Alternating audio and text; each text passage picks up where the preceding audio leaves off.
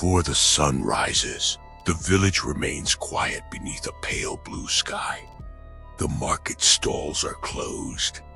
The narrow water channels move silently beside the stone paths. The fruit trees stand still in the cool air. Only the river continues its journey.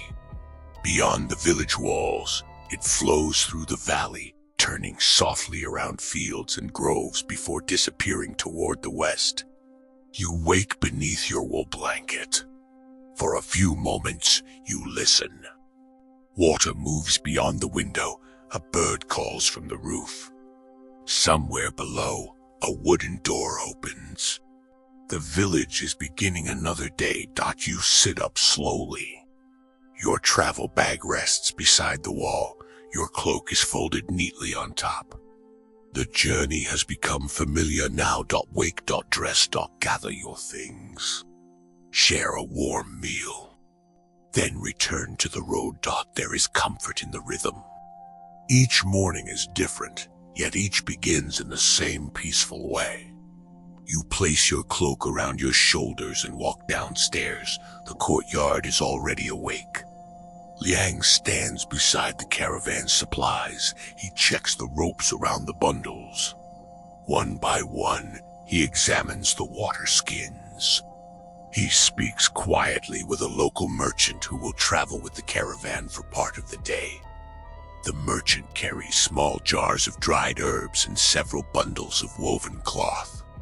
He plans to visit the great oasis city. Many travelers are heading there. The city is an important meeting place along the ancient road. Caravans arrive from the east. Others come from the west. Some travel south through dry lands. Others descend from mountain valleys. They bring goods. News. Songs, ideas, and stories from places far beyond the horizon. Tarek sits near the courtyard wall. He is eating warm bread with a little honey. When he sees you, he breaks off a piece and offers it to you. You accept. The bread is soft. The honey is sweet. It tastes of flowers and sunlight. The city is still 2 days away. Tarek says, "Will it be crowded?" you ask. "Perhaps," he replies. "But even a busy city has quiet places." You look toward the western road. Beyond the village, the valley stretches between low hills. The river continues beside it. Far away, hidden beyond the horizon, the oasis city waits. You imagine tall walls, shaded gardens, busy markets, fountains, libraries, courtyards filled with travelers. But the city is still distant. For now, the road belongs to the morning. Cloud stands near the water trough. His blue cloth hangs beside his harness. A young worker checks the straps across his back. Cloud waits patiently, then he lowers his head and drinks. The other camels are ready. Their bundles are secure. The caravan gathers near the village gate. Several villagers come to say goodbye. The woman who offered you the warm herbal drink raises her hand. The musicians stand beneath a fruit tree. One holds the long-necked instrument you heard yesterday. He plays a few soft notes. They sound like a farewell. Liang bows his head. The caravan begins to move. Cloud takes the first step, then another. The bells ring. Clink. Clink. Clink. You pass through the village gate. The stone houses remain behind you. The market square grows smaller. Soon, the road follows the river once again. Morning sunlight touches the water. The surface shines silver. Birds fly low above the reeds. Their wings make small shadows. The valley is green. Fields stretch toward the hills. Farmers work beside narrow irrigation channels. A pair of oxen moves slowly across a field. The road is wide and smooth. After the mountain paths, walking feels easy. You breathe deeply. The air is warmer here. The scent of pine has disappeared. Now you smell grass, river water, fresh soil. The caravan follows the valley west. For several hours, the landscape remains peaceful. The river bends, the road bends with it. Sometimes the water comes close enough for you to hear it moving. Sometimes it disappears behind trees. Then the road rises slightly, and the river returns. Cloud keeps his steady pace. Clink, clink, clink. The bells become part of the morning. At midday, the caravan reaches a wide grove of trees. The branches create a cool green roof. A small spring flows from the hillside. Liang signals for rest. The camels kneel. The packs are checked. Travelers sit beneath the trees. You place your bag beside a smooth stone and stretch your legs. The road has been gentle. Still, rest is welcome. A merchant traveling with the caravan opens one of his bundles. Inside are small glass bottles. They are blue and green. When sunlight passes through them, bright shapes appear on the ground. A child from a nearby farm watches from behind a tree. The merchant smiles and holds up a bottle. The child steps closer. The glass catches the light. Blue shines across the grass. The child laughs. The merchant gives him a small piece of colored glass. It is not valuable, but the child holds it as though it were a treasure. You watch quietly. The Silk Road carries expensive goods. Fine silk, rare spices, precious stones. But sometimes a small piece of colored glass can bring more joy than anything else. After the rest, the caravan continues. The valley slowly changes. The fields become fewer. The land grows drier. The river remains, but its banks are lined with taller reeds. Low hills rise on both sides. The road passes through open country. The sky seems larger. By late afternoon, you notice something on the horizon. At first, it looks like a pale line. Then it becomes a wall. Beyond it, several tall towers rise above the land. Liang stops. The oasis city, he says. You look carefully. The city is still far away, but you can see its outer walls. They stretch across the plain. The towers stand above them. Behind the walls, tall trees rise into the sky. Their green leaves appear like an island surrounded by dry land. That is the oasis. Water flows beneath the city. Springs and canals feed its gardens. Where the surrounding land is dry, the city is green. The caravan continues toward it. As the sun lowers, more details appear. The walls are made of pale stone and sun-dried brick. Large gates open toward the eastern road. Caravans wait outside. Some camels carry heavy bundles. Others are covered with colorful cloth. Horses stand beside wooden carts. Travelers speak in many languages. The road becomes busier. Yet the movement is orderly. Everyone knows that a large city has rules. Goods must be counted. Animals must be guided. Travelers must enter through the proper gates. The caravan joins the line. Cloud waits calmly. His bells are quiet. You stand beside him. The city walls rise ahead. A guard walks along the entrance. He wears a simple uniform and carries a wooden staff. He speaks with Liang. The caravan's goods are recorded. The travelers are welcomed inside. Then the great gate opens. You enter the oasis city. The first thing you notice is the water. A wide canal runs beside the main road. Clear water flows between stone walls. Small bridges cross it. Trees grow along the banks. Their branches offer shade. After the dry land outside, the city feels alive with green. Gardens appear behind many walls. You see pomegranate trees, fig trees, vines climbing wooden frames. Flowers grow beside fountains. The air smells of water, bread, spices, and warm stone. The streets are busy. Merchants call from shaded stalls. Craftspeople work beside open doorways. A metalworker shapes a small bowl. Tap, tap, tap. A weaver pulls colored thread across a wooden loom. A baker removes round loaves from a large clay oven. The city is full of movement. Yet it does not feel rushed. Every person has a task. Every street leads somewhere. Every canal carries water. The caravan travels toward a large courtyard near the center. This is where many merchants rest.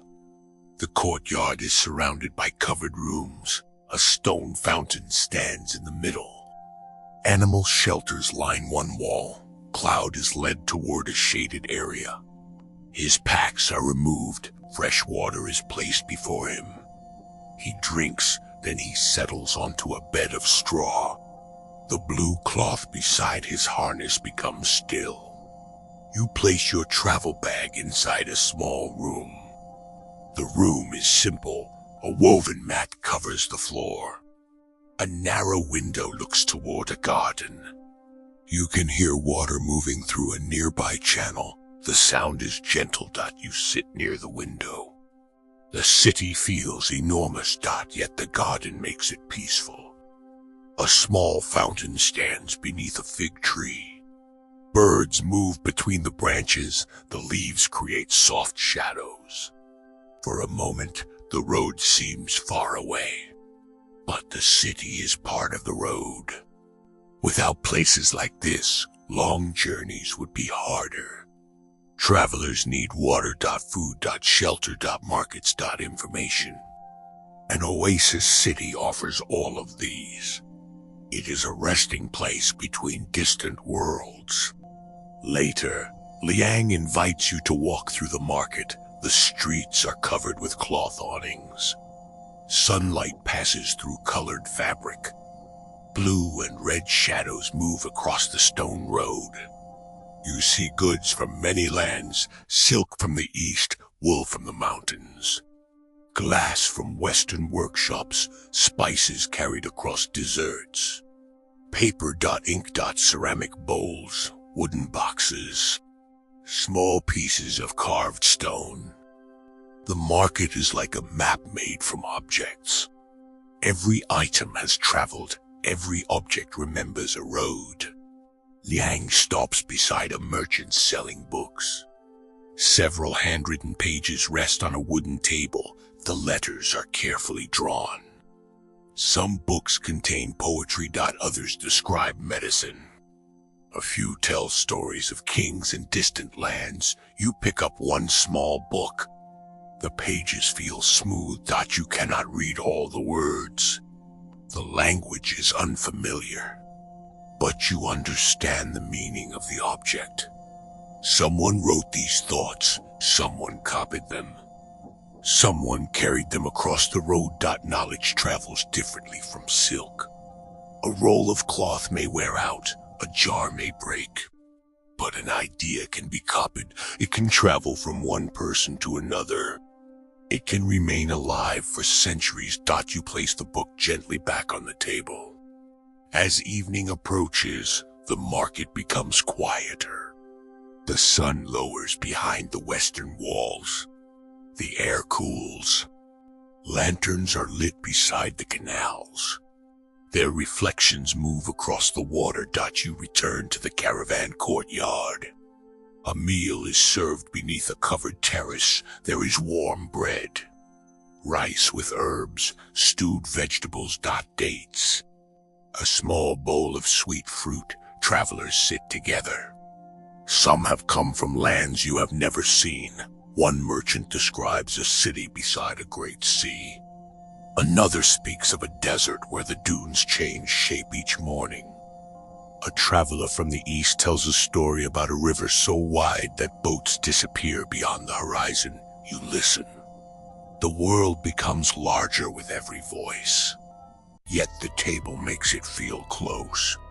People who began the day hundreds of miles apart now share the same meal doughed after dinner. You walk beside the canal. The city is quieter. Most market stalls are closed. The fountains continue. Water moves beneath the bridges. A few lanterns glow beside the gardens. You find a stone bench beneath a fig tree. You sit. The leaves move softly overhead. You think about the journey. The great city where it began, the first caravanserai. The green valley. The mountain village. The high pass, the western valley. And now the oasis city. Every place has offered something. A meal, a song, a story, a new view. The road has carried you farther than you expected, but it has never asked you to hurry. It has only asked you to keep walking, one peaceful step at a time. You return to your room. Through the window, the garden is quiet, the fountain whispers. The city walls stand beneath the stars. Cloud rests in the courtyard, his bells are still. Tomorrow, you will explore more of the oasis. Perhaps you will visit the library. Perhaps you will walk through the gardens. Perhaps you will meet travelers preparing for the next stage of the road. But tonight, the city is calm. Water flows through the canals, lanterns shine beside the paths. The ancient Silk Road rests beneath the moon. And inside the quiet oasis city, you close your eyes. Morning arrives softly in the oasis city. Before the sun rises above the eastern walls, the canals are still. Their clear water reflects the last stars of the night. Small lanterns continue to glow beside the bridges, though their flames have become pale and quiet. In the gardens, birds begin to wake.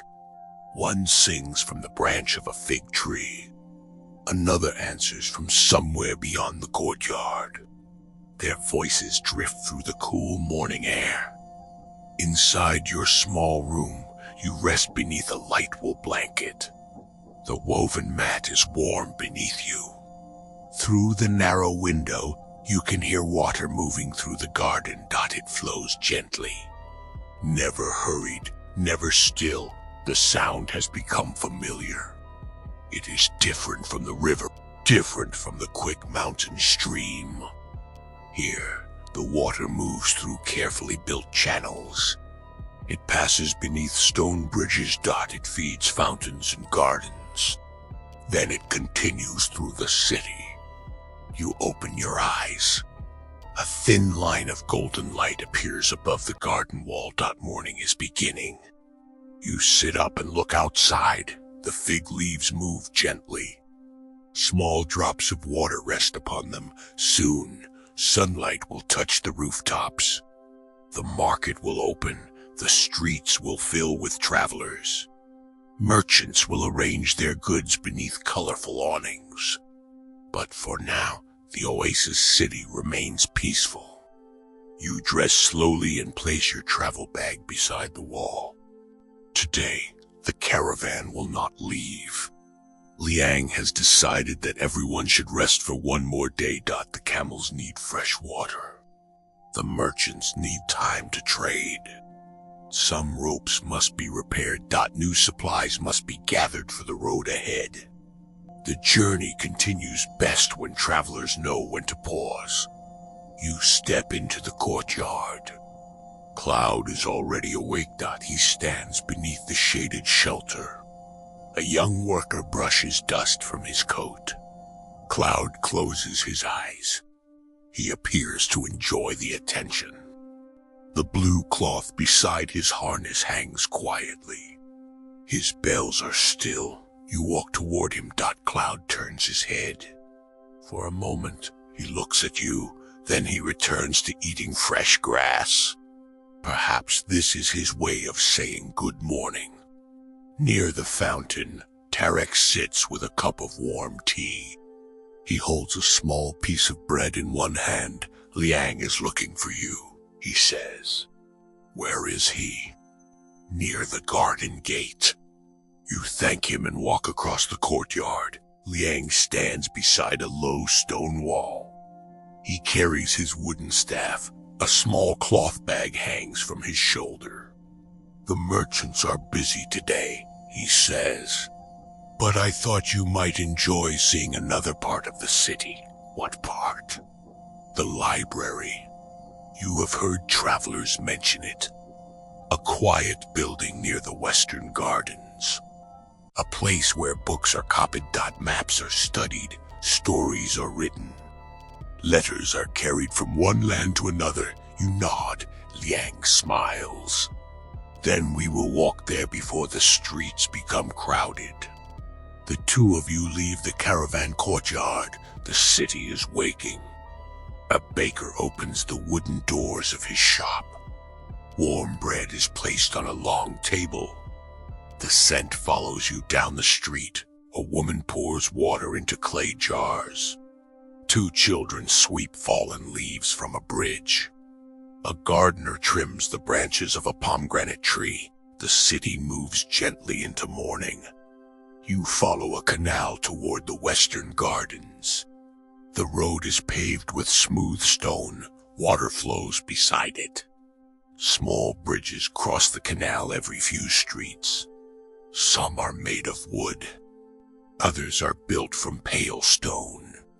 You pass beneath an arch covered with climbing vines. Beyond it, the streets become quieter. The market sounds fade. The smell of spices disappears. Tall walls surround peaceful gardens. Then you see the library. It is not a great palace. It does not have shining towers. Its walls are simple pale stone. Wide wooden doors. Small windows placed high above the ground. A shaded courtyard stands in front. Several cypress trees grow beside a long pool of water. The building feels calm, as though it has been waiting quietly for many years. Liang opens the door. You enter. The air inside is cool. It smells of paper, wood, ink, and dry leather. The sound of the city disappears. Your footsteps become soft. The main room is large. Wooden shelves stand along the walls. Some hold rolled scrolls. Others contain carefully bound books. Small wooden boxes protect delicate pages. A few tables rest beneath narrow windows. Scholars sit beside them. Their heads are lowered. Their hands move slowly. One writes with a reed pen. Another studies a map. A third compares to pages. No one speaks loudly. The library has its own kind of silence. It is not empty. It is full of thought. You walk beside Liang. He points toward a long shelf. Stories from the East, he says. Then another, poetry from the Western cities. A third shelf contains books about stars. Another holds writings about plants and medicine. You look around. The world seems to be resting inside these walls. Mountains described by travelers. Cities drawn by mapmakers. Songs written by poets. Questions asked by scholars. The Silk Road carries many things. Silk. Spices. Glass. Horses. But it also carries knowledge. A traveler may bring a book across the mountains. A scholar may copy its words. Then another traveler may carry the new copy farther west. In this way, one idea can travel farther than the person who first imagined it. Liang leads you toward a large table. A map lies across its surface. It is drawn on several pieces of joined paper. Thin lines show roads. Blue marks represent rivers. Small shapes indicate mountains.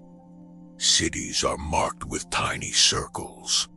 You recognize part of the eastern route. The great city where your journey began is their dot, so is the green valley dot, the mountain pass, the oasis city. The map does not show every tree. It does not show every small village, but it connects the important places. You follow the road with one finger. East across the hills, through the mountains, then west. The line continues beyond the edge of the page. The road is longer than this map, Liang says, much longer.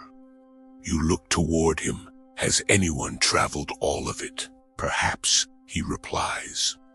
But most travelers know only parts. He taps the map gently. One person knows the eastern roads, then he points west. Another knows the deserts. Someone else understands the mountain passes. Another knows the cities beyond the sea. He smiles. The road belongs to everyone, but no one sees all of it. You think about that. The Silk Road is too large for one traveler to understand completely. It is made from many journeys, many guides, many memories. Each person carries a small part. Together, those parts become a path across the world. A scholar approaches the table. She wears a simple robe. Her dark hair is tied behind her head. A small ink stain rests on one finger. Liang greets her. Her name is Samira. She studies languages and helps copy books brought by travelers. She looks at the map. Are you following the road west? She asks. Yes, you reply. Then you will hear many new words. She gestures towards several books. Languages travel too. She explains that merchants often learn simple phrases from many places. Words for water, food, shelter, price, friend, road. Some words are carried across mountains and become part of new languages. Others change their sound. A word may begin in one city. Years later, people far away may speak a different version without knowing where it came from. You listen carefully. Language is like a river. It moves. It changes. It gathers new sounds. Yet it carries traces of places it has passed. Samira leads you to a smaller room. Several copyists sit at long wooden tables. Each has a sheet of paper. Small bowls of ink rest nearby. Their hands move slowly. Line by line, word by word, a book is being copied. The work requires patience. A single mistake can change the meaning. So the copyists read carefully, then write, then check their work. You watch one copyist dip a reed pen into dark ink. The pen touches the page. A line appears, then another. The letters form words. The words become a page. The page becomes part of a book. You realize that knowledge depends on quiet work. Not every important journey takes place on a road. Some journeys happen at a table. A scholar reads a book. A copyist creates another version. A student learns from it. Years later, the student teaches someone else. The idea continues. It travels through time. Samira opens a wooden box. Inside is a small collection of papers. Some contain drawings of plants. Others show stars. One page describes a distant city. Another tells a short story. She removes a sheet with a simple drawing of a mountain. This was made by a traveler, she says. He crossed the high pass many years ago. You look at the drawing. The mountains are not perfect. The lines are uneven. But the traveler remembered the shape of the peaks. Perhaps he sat beside a fire and drew them from memory. Perhaps he wanted someone else to understand what he had seen. The picture has traveled farther than its creator. You imagine your own journey written on a page. The first caravanserai, clouds, bells, the green valley. The mountain village dot the high pass above the clouds. The western river dot the oasis city. If you wrote these moments down, someone might read them years from now. They might imagine the road. They might hear the bells dot clink dot clink. Clink. The library is quiet again. A breeze enters through a high window dot several pages move gently. The sound is soft. Like leaves, you sit beside a small table. Samira places a blank piece of paper before you. Would you like to write something? She asks. You hold the reed pen. The ink is dark. For a moment, you do not know what to say. Then you write a few simple words. The road is long, but every resting place becomes a home for one night. You look at the sentence. It is small, but it feels true. Samira reads it. Then she smiles, a traveler's thought. She says, you place the pen down. The ink begins to dry. Perhaps the paper will remain here. Perhaps someone will read it. Perhaps it will become part of the library's quiet collection. After some time, Liang says it is time to leave. You thank Samira. She returns to her table. The library doors open. Warm sunlight enters. Outside, the city is fully awake. The streets are busier now. Merchants call from their stalls. Water flows beneath the bridges. The gardens are bright. You walk beside Liang. The city feels different after visiting the library. Every book seems like a traveler. Every page carries a journey. Every written word has crossed time. You return to the caravan courtyard. Cloud is resting. The workers have repaired several straps. New supplies are stacked beside the animals. The caravan will leave tomorrow. The road west waits. But the afternoon is still peaceful. You sit beside the fountain. Tarike joins you. What did you find? He asks. Maps. You say books. And many roads. He laughs softly. Did you find the end of the Silk Road? You look at the water. Good, Tarek says. If the road had an end, travelers would have nothing left to imagine. The fountain continues to flow. The city moves around you. Above the courtyard walls, birds cross the bright sky. You think about all the knowledge moving through the world. A book carried across a mountain. A map copied in a quiet room. A story told beside a fire. A song remembered by a traveler. The road connects them. Not quickly. Not all at once. But patiently, one person sharing something with another. One journey joining the next. As evening arrives, the caravan courtyard grows quiet. The merchants finish their work. The camels are fed. Cloud settles onto fresh straw. His blue cloth rests beside him. The bells are still. You return to your room. The garden fountain whispers outside. The stars appear above the oasis city.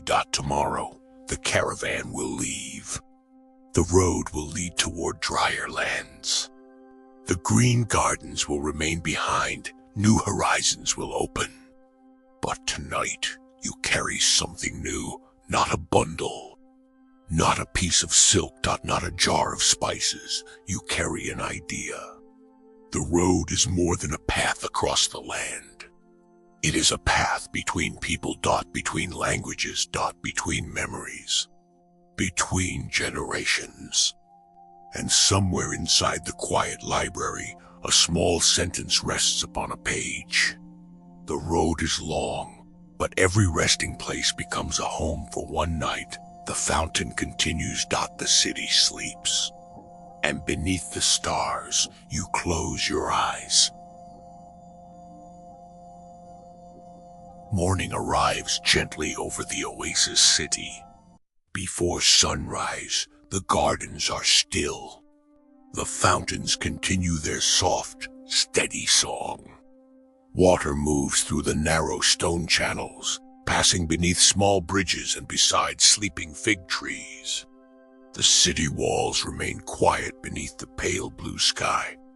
Beyond them, far to the west, the desert wakes. You wake before the first sunlight reaches your window. For a few moments, you remain beneath the wool blanket. The room is cool.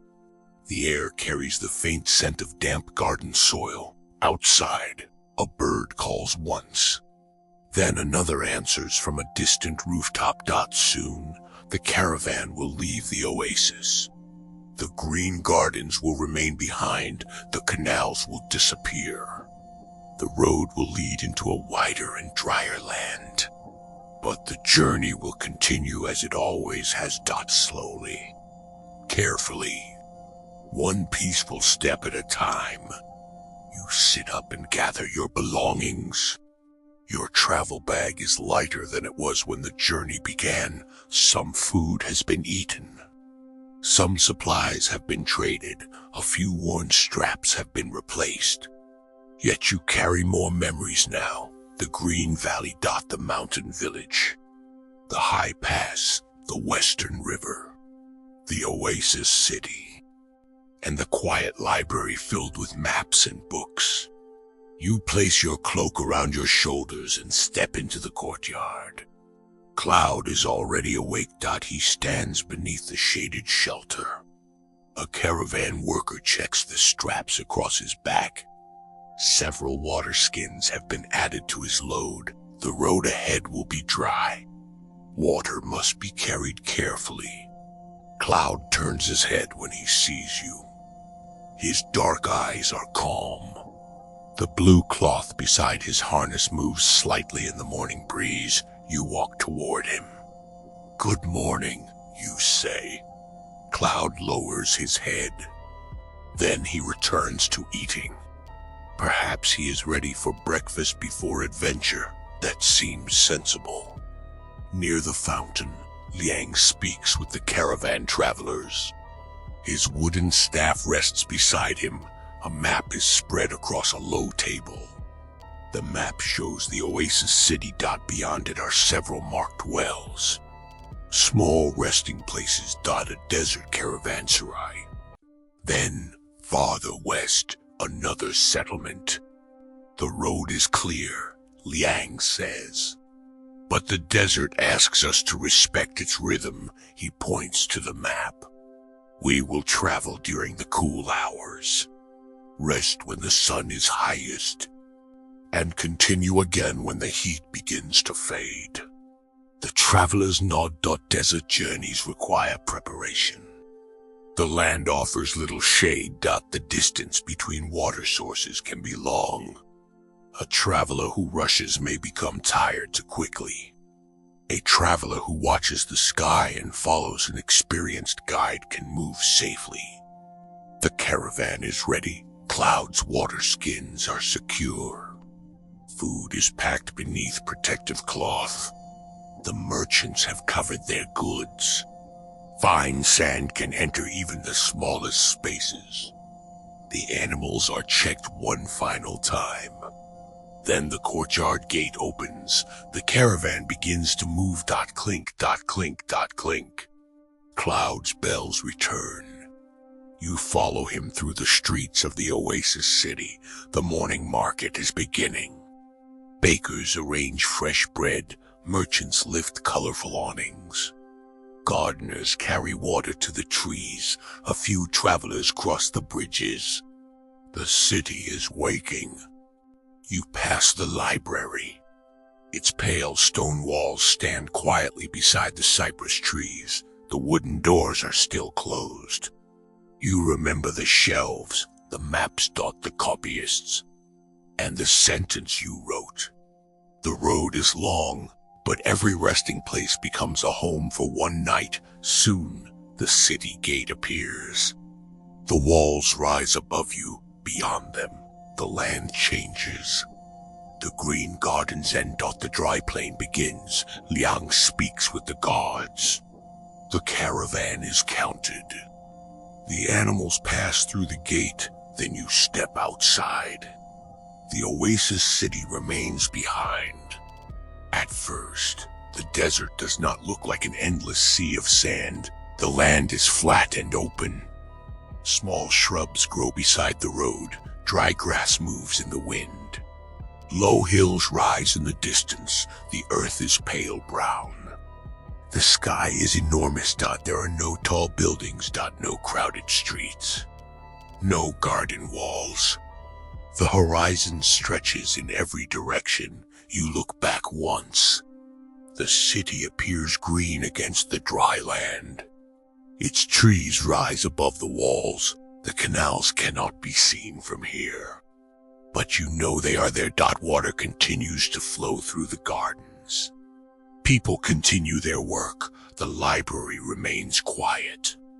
Then the caravan turns west. The city disappears behind a low ridge. The road becomes open. Cloud walks steadily. His bells sound clear beneath the wide sky. Clink, clink, clink. The morning is pleasant. A cool wind moves across the plain. The sun rises slowly. Light spreads over the land. Small shadows follow the travelers. The caravan forms a long line. Camels in front, merchants behind. Travelers walking between the animals. Everyone keeps a calm pace. There is no reason to hurry. The desert is too large to cross in one quick moment. It must be traveled patiently. As the morning continues, the land becomes drier. The shrubs grow farther apart. The ground changes from hard earth to soft sand. The road is marked by old tracks. Some belong to recent caravans. Others may have been made many days ago. Wind has softened their edges, yet the route remains visible. Liang watches the land. He knows where the wells are. He knows which hills can be seen from far away. He understands how the road changes after wind and rain. A guide carries more than directions. A guide carries memory. Near midday, the sun grows warmer. The sky becomes bright. The shadows beneath the camels grow smaller. Liang raises one hand. The caravan slows. Ahead, several large rocks rise from the desert. They create a small area of shade. The travelers walk toward them. The camels kneel. The packs are checked. Cloth coverings are placed above the resting area. You sit beside a stone. Its surface is warm. The wind carries fine grains of sand across the ground. They move quietly. Like tiny waves. The travelers drink water. No one wastes it. Each person takes enough. Then closes the water skin carefully. Food is shared. Efladibiri. Dried dates. Nuts. A few pieces of preserved fruit. The meal is simple. But the shade makes it feel comfortable. Cloud rests nearby. His long legs are folded beneath him. He closes his eyes. The blue cloth beside his harness is still. You lean against the rock. The desert is quiet. At first, you hear only the wind. Then you notice smaller sounds. Sand moving across stone. The soft breathing of the camels. A piece of cloth shifting. Someone opening a water skin. The quiet is not empty. It is gentle. You look toward the horizon. The land seems endless. Yet the road passes through it. People have traveled here for generations. Caravans carried silk across these dry lands. They carried spices. Glass. Paper. Wool. Metal. They also carried letters and stories. A traveler might leave an oasis carrying news from the east. Weeks later, the same news could reach a distant western city. The desert separated places, but the road connected them. You close your eyes, the warm air touches your face. The caravan rests, time moves slowly. After a while, the sun begins to lower, the shadows grow longer. Liang stands. It is time, he says. The travelers gather their belongings. The camels rise. Cloud shakes his head. A small cloud of dust lifts from his coat, then his bells begin again. Clink, clink, clink. The caravan continues. The afternoon light is softer. The desert becomes beautiful. The sand changes color. Gold, amber. Pale orange, the low hills cast long blue shadows. The road passes between wide dunes. Their shapes are smooth. Wind has drawn gentle lines across their surfaces. You notice that no two dunes are exactly the same. Some rise like waves, others curve around the road. A few are marked by the footprints of small animals. The desert is not empty. Life exists here quietly. A small lizard moves between stones. A bird crosses the sky. Tiny plants grow where rainwater has gathered.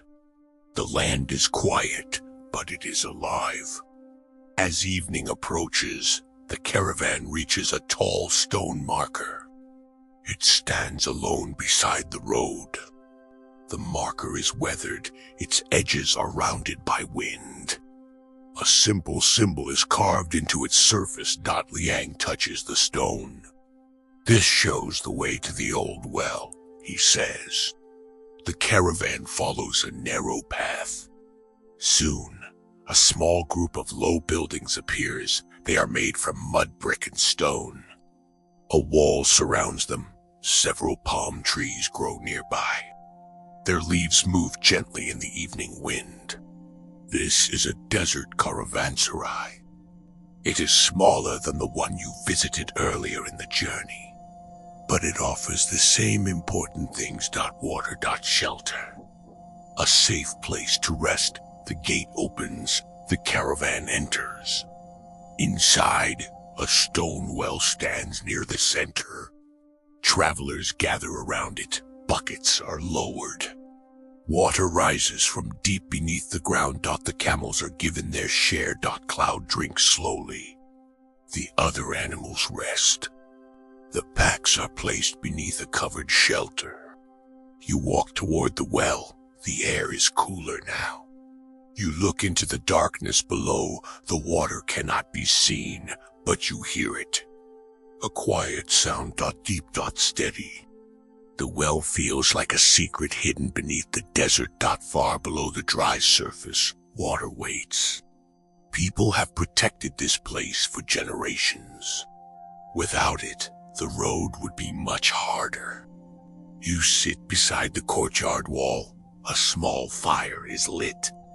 The flames move gently. Travelers gather nearby.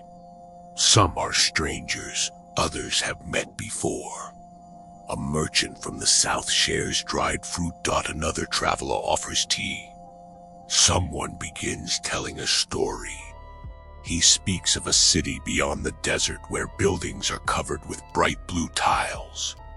A woman describes a distant coast where ships cross a wide sea. Tarek listens. Then he takes out his flute. He plays a slow melody. The notes rise into the evening air. The desert listens. The fire crackles. The camels breathe quietly. The stars begin to appear, one by one. Then many. The sky becomes filled with light. Without city walls or bright lanterns, the stars seem close. You look upward. The Milky Way stretches across the darkness like a pale river. You remember the river in the western valley. You remember the canals of the oasis city. Water moved through the land. Now the stars seem to flow above it. The road continues beneath both. After the music ends, the travelers become quiet. Some return to their rooms. Others remain beside the fire. You walk to the edge of the courtyard. Beyond the wall, the desert lies beneath the moon. The dunes are silver. The wind moves softly across them. Hush, hush, hush. There is no city sound. No crowded market. Only the open land, the stars, and the ancient road. You think about the people who traveled here long ago. Perhaps they stood beside the same well. Perhaps they watched the same sky. Perhaps they listened to the wind and wondered what waited beyond the horizon. The desert changes slowly. A road may disappear beneath the sand. Then another caravan finds a new path, but the journey continues. People continue to cross. They carry goods. They carry knowledge. They carry memories. You return to the small sleeping room. A woven mat covers the floor. A blanket rests beside the wall. The room is cool. You lie down. Through a small opening, you can see the stars. Cloud rests in the courtyard. His blue cloth is still. His bells are silent. Tomorrow, the caravan will continue deeper into the desert. The road will pass between higher dunes. It will lead toward another distant settlement. But tonight, the caravanserai is peaceful. The well holds its hidden water. The fire burns low. The desert sleeps beneath the stars. And somewhere beyond the dunes, the ancient Silk Road continues quietly into the west. You close your eyes. The wind moves across the sand. Hush, hush, hush. The road can wait until morning. Night still covers the desert when the caravanserai begins to wake. The small courtyard is quiet. The fire has burned low. Only a few orange embers remain beneath a layer of gray ash. The stone walls hold the coolness of the night. Beyond them, the desert stretches beneath a sky filled with stars. You lie beneath your blanket inside the small sleeping room. For a moment, you listen. The desert wind moves softly outside. Hush, hush. Hush. Somewhere in the courtyard, a camel shifts its weight. A wooden bucket touches the edge of the well, then silence returns. The caravan will travel before sunrise. During the hottest part of the day, the desert can become difficult. The sun shines across the open land, the sand grows warm, the air becomes dry. So experienced travelers often move during the cool hours. They travel beneath the stars, they rest when the sun is high. Then, when evening returns, they continue once more. You sit up slowly. The room is dark, but a faint silver light enters through the small opening near the roof. The moon is low. Its pale glow rests upon the desert. You gather your cloak and place it around your shoulders. The night air is colder than you expected. You lift your travel bag and step outside. The courtyard is beginning to move. Small lanterns hang beside the walls. Their flames flicker gently. The light reaches only a short distance. Beyond it, the desert remains dark and peaceful. Liang stands beside the well. He checks the water skins one final time. Each is tied securely. The travelers will carry enough water for the next part of the journey. No one wastes a drop. Water is precious in the desert. Every well is remembered. Every spring is marked. Every traveler learns to care for the water that keeps the road alive. Tarek sits near the fire. He holds a cup of warm tea. Steam rises into the cold air. When he sees you, he offers another cup. You accept. The tea is simple, warm, comforting. You hold it between your hands. The heat slowly reaches your fingers. Above the courtyard wall, the stars shine brightly. There are more stars than you have ever seen. They cover the sky from one horizon to the other. Some are large and clear. Others are small and faint. Together, they form a silver pattern above the desert. Do travelers use the stars to find the road? You ask. Karike looks upward. Sometimes, he says. Guides learn the sky as they learn the land. He points toward a bright group of stars. Some help show direction. Then he points toward another. Others tell us how the seasons are changing. He lowers his cup. But the stars are only one guide. The road also lives in memory. He explains that desert guides watch many things. The shape of distant hills, the direction of the wind. The position of the sun, the old tracks left by caravans. Stone markers. Wells, even the way sand gathers around certain rocks. A skilled guide notices what others might overlook. The desert may appear empty, but it contains many signs. You look toward the open gate. Beyond it, the road is invisible, yet Liang knows where it goes. The path continues west, across low dunes. Past an old stone marker, toward a small settlement near another source of water. The journey is long, but the caravan will move patiently. Cloud stands beneath the shelter. His packs have been placed carefully across his back. The blue cloth beside his harness is wrapped close against the cold wind. His bells are quiet.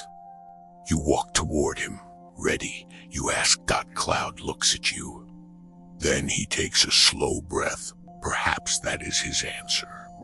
The other camels rise. Their long legs unfold one at a time. The travelers gather near the gate. Liang lifts his wooden staff. The night is clear, he says. The road is calm. The caravan begins to move. Cloud steps through the open gate. Clink. Clink. Clink. You follow. The lanterns of the caravanserai grow smaller behind you. Soon, the walls disappear into darkness. Only the desert remains. The moon shines above the dunes. Its light is soft. The sand appears silver. Long shadows rest between the hills. The caravan moves in a quiet line. Cloud walks ahead. His bells create a gentle rhythm. Clink. Clink. Clink. The sound travels across the open land. No one speaks loudly. The desert seems to invite silence. Your footsteps sink lightly into the sand. The air is cool. A breeze moves across the dunes. It carries no scent of trees. No river. No gardens. Only dry earth and distant stone. You look upward. The stars remain bright. Without the walls of a city, the sky seems larger. The Milky Way stretches above the caravan. It looks like a pale river flowing through darkness. You remember the rivers you have followed. The quiet river beside the western village. The cold mountain stream. The canals of the oasis city. Water crossed the land below. Now the stars seem to cross the sky above. For a while, you walk without speaking. The rhythm of the caravan becomes peaceful. Step. Step. Clink. Step. Step. Clink. Your breathing slows. The road no longer feels like a distance. It feels like a gentle pattern. One step follows another. The desert passes quietly. After some time, the caravan reaches a wide area between two dunes. Liang raises his hand. Everyone slows. He points toward the ground. A line of small tracks crosses the road. They belong to a desert fox. The prints are light. They move toward a group of rocks, then disappear. The travelers look quietly. No one follows. The animal has gone on its own journey. The caravan continues. The moon rises higher. Its light brightens the sand. You begin to notice small details. The wind has drawn lines across the dunes. Some lines curve, others run straight. The surface looks like gentle waves. Each dune has its own shape. Some are low and wide. Others rise sharply. The desert is always changing. A strong wind can move the sand. A path may become hidden. A new slope may appear. Yet the desert guides remember the land beneath the sand. They know where the wells are. They know where the mountains stand. They understand the direction of the road. The caravan walks onward. In the distance, a dark shape appears. At first, it looks like a hill. Then you see a tall stone tower. It stands alone beside the road. The tower is old. Its walls are worn by wind. No light shines from its windows. Liang stops near it. This was once a watchtower, he says. Travelers used it as a landmark. You look upward. The tower rises against the stars. Its stones are pale beneath the moon. Perhaps guards once stood at the top. Perhaps they watched for arriving caravans. Perhaps they carried messages between distant settlements. Now the tower is quiet, but it still marks the road. The caravan rests nearby. The camels kneel. The travelers sit upon blankets. No large fire is needed. The night is cool but not freezing. You drink a small amount of water. Then you eat a piece of bread and a few dried dates. The meal is simple. The stars make it feel special. Tarek takes out his flute. He does not play loudly. The melody is slow. It moves gently beneath the sky. The notes rise, then fade. The desert remains still. Cloud rests nearby. His eyes are half closed. The blue cloth beside his harness catches the moonlight. You lean against a smooth stone. The old tower stands behind you. The stars shine above. For a while, you imagine the many caravans that may have rested here. Perhaps merchants carrying silk sat beside the same stones. Perhaps travelers shared food. Perhaps someone played music. Perhaps a child looked upward and counted the stars. The desert remembers quietly. It does not keep written records. It does not build libraries. But the road carries memory through people. One traveler tells another. A guide teaches an apprentice. A merchant remembers a safe well. A family passes down stories of distant cities. The journey continues. After the short rest, Liang stands. The caravan rises. Cloud shakes his head. His bells return. Clink, clink. Clink. The road leads through a field of low dunes. The moon begins to move toward the western horizon. The stars become even clearer. You notice a bright star near the edge of the sky. Liang points toward it. Travelers have watched that light for many generations. He says, "Does it show the way?" You ask. It reminds us that the sky is always moving. You watch the star. It appears still, yet the night changes around it.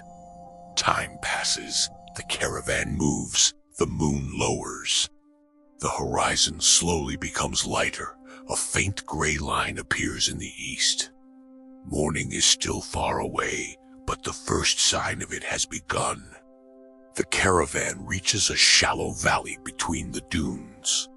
Several small trees grow there. Their branches are thin. A narrow spring flows beneath the sand. The water appears in a small stone basin. Liang leads the caravan toward it.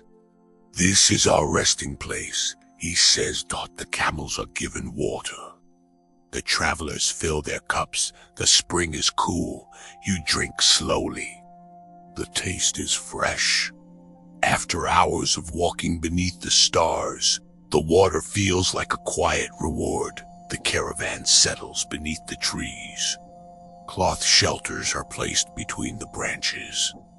The travelers prepare to rest before the sun rises high. You sit beside Cloud. He folds his legs beneath him. His breathing is slow. The bells become silent. The eastern sky turns pale blue. Then gold. The first sunlight touches the highest dunes. Their silver color changes. Soft yellow appears, then warm orange. The desert awakens. You look behind you. The road is hidden by the dunes. The caravanserai is far away. The oasis city lies beyond the horizon. Yet you do not feel separated from them. Every place remains part of the journey. The gardens, the library. The mountain village. The river. The high pass. The road connects them. Now it carries you beneath a sea of stars. You lie down beneath the cloth shelter. The morning breeze is cool. The desert is quiet. A few birds cross the brightening sky. The camels rest. The travelers become still. Soon, the sun will rise higher. The caravan will sleep through the warm hours. Tonight, the road will continue. But for now, there is nowhere to go. You close your eyes. The sound of the spring reaches you. The wind moves gently through the small trees. Hush, hush, hush. Above the shelter, the stars slowly disappear into morning light. The desert rests. The caravan sleeps. And the ancient Silk Road waits quietly beneath the golden sky. The desert rests beneath the afternoon sun. Above the small spring, a cloth shelter casts a gentle shadow. The caravan sleeps. Cloud lies upon the cool sand with his long legs folded beneath him. His blue cloth is still. The bells beside his harness do not move. Nearby, the other camels rest quietly. Their slow breathing rises and falls like the calm rhythm of the desert. You lie beneath your blanket. The morning journey beneath the stars feels distant now. The silver dunes. The old waits hear the quiet music of Tarek's flute. The long road beneath the Milky Way. All of it has settled into memory. The sun is high. Outside the shelter, the sand shines brightly. The air is warm. But beneath the cloth, beside the small trees and hidden spring, the shade remains comfortable. Water moves softly through the stone basin. You listen to it. A quiet trickle, a small sound in a vast land. The spring seems almost impossible. All around it, the desert stretches toward the horizon. Yet here, beneath the sand, water has found a path. It rises. It gathers. It gives life to the trees. You close your eyes again. The caravan continues to rest. There is no reason to hurry. The road will wait until evening. Time passes gently. The sun begins to lower. The light outside becomes softer. The air cools. A breeze moves across the dunes. The cloth shelter lifts and settles. Nearby, Cloud opens one eye, then the other. He stretches his long neck. One of the bells touches the harness. Clink. The small sound seems to wake the courtyard of travelers. People begin to move. Blankets are folded. Water skins are checked. The camels rise slowly. Cloud stands and shakes the sand from his coat. The blue cloth beside his harness moves in the evening wind. Liang walks toward the spring. He studies the sky. The sun is low enough. Soon, the caravan will continue. But today's road will not lead toward another empty stretch of desert. A small settlement lies ahead. It is known by travelers as the Hidden Desert Garden. You have heard about it from the merchants. They say green trees grow there. They say water flows beneath the ground through long tunnels. They say travelers can rest beneath shaded orchards after many days beneath the open sky. You imagine a garden hidden between dunes, perhaps tall walls surround it. Perhaps palm trees rise above the sand. Perhaps the scent of fruit can be carried by the wind. You look toward the west. The horizon remains empty. No trees are visible. No village. Only dunes and distant hills. The garden is hidden well. Liang gathers the travelers. We will follow the old road, he says. The settlement is near. How near? Someone asks. Liang smiles. Near enough to reach before the night is old. The caravan begins to move. Cloud walks first. Clink, clink, clink. The sun rests low behind the dunes. Long shadows cross the sand. The air is cool. The sky becomes pale gold. You follow the caravan along a narrow path. The road is marked by old stones. Some are small, others are tall enough to see above the sand. Travelers placed them long ago. The stones guide the caravan through the changing land. The desert looks different in the evening. The bright heat has faded. The dunes become soft shades of gold and rose. The wind draws new lines across their surfaces. Small shadows fill the valleys between them. You walk quietly. Your footsteps sink into the sand. The rhythm returns. Step. Step. Clink. Step. Step. Clink. After some time, the road reaches a low ridge. Liang climbs to the top. The caravan follows. From the ridge, the western land opens. At first, you see only more desert. Then you notice a line of dark green.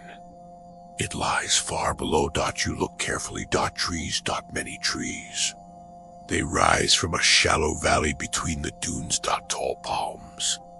Broad fruit trees. Thick green branches.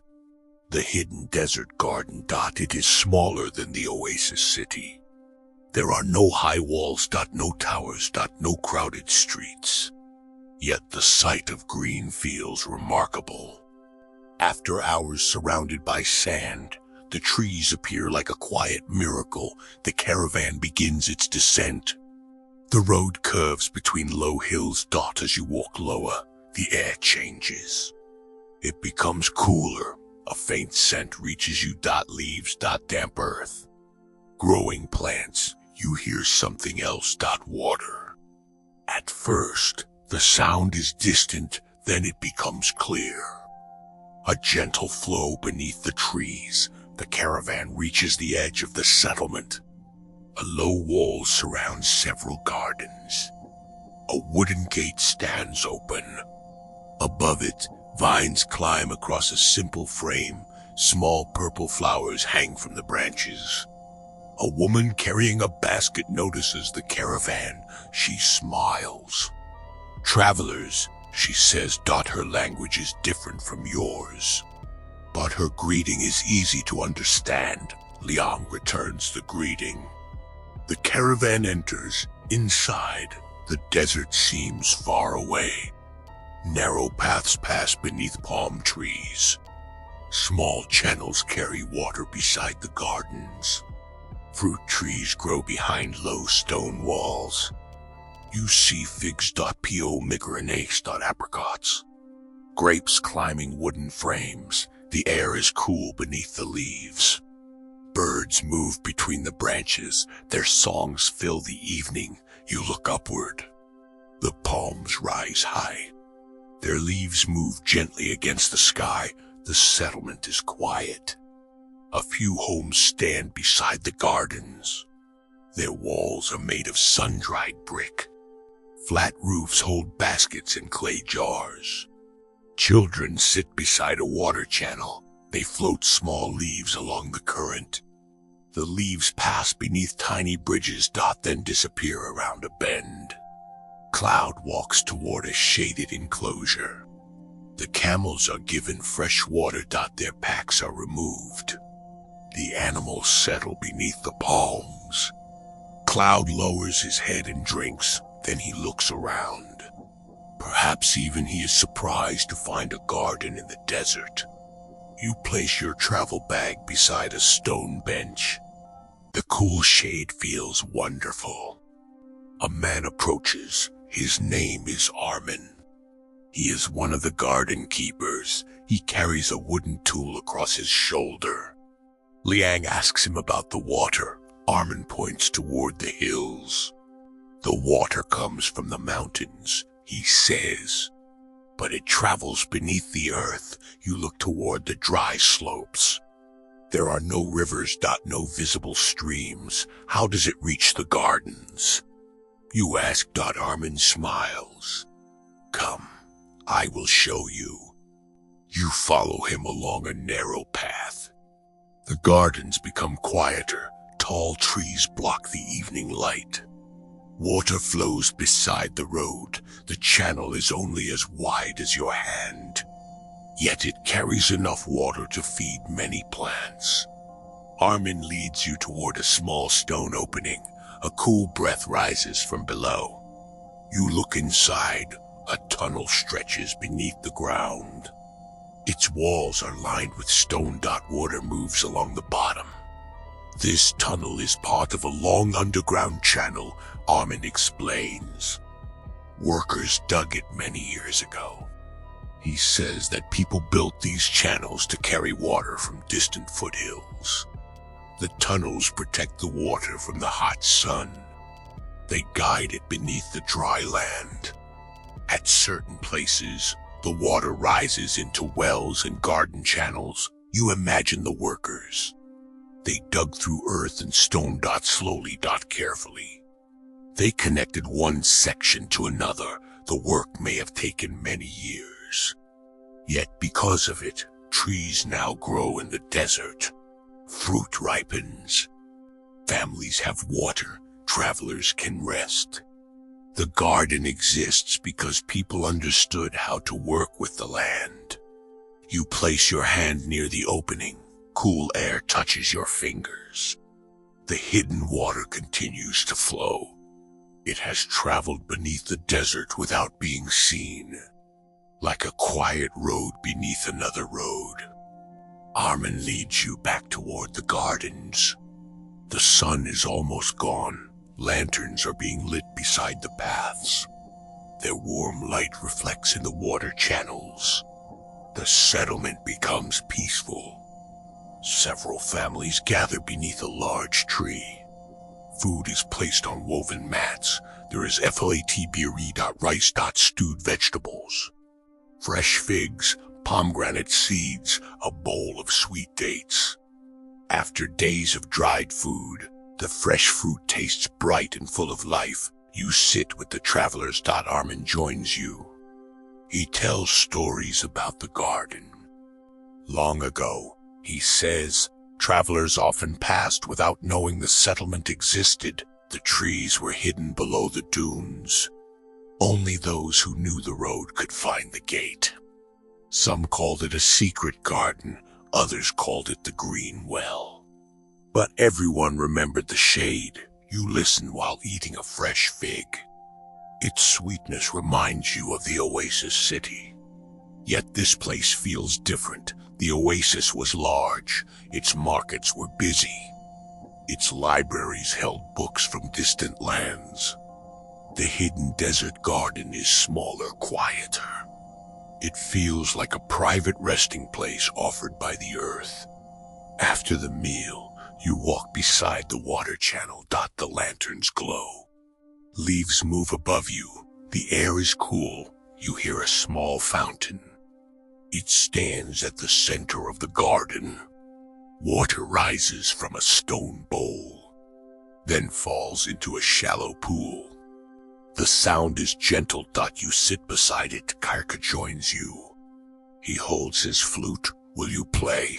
You ask. Only if the garden wishes to listen, he says. He raises the flute. The first note is quiet. It moves beneath the trees. A second note follows, then another. The melody is slow.